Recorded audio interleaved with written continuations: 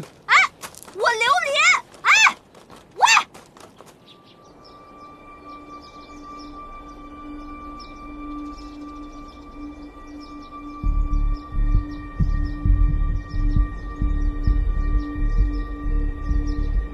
不知皇上命臣弟来，所谓何事？云溪战事迫在眉睫，不知九弟认为，让哪位将军平定战乱，较为妥当？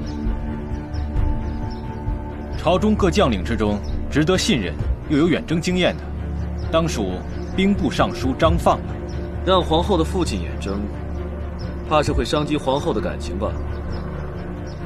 这杨将军也有经验，而且也是值得信任之人。为何九弟不推荐杨将军呢？这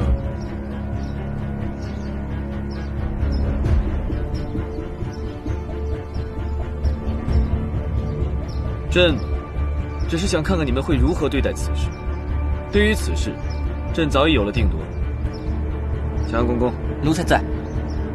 宣旨，命杨玉大将军率10万兵马南下，平定云溪。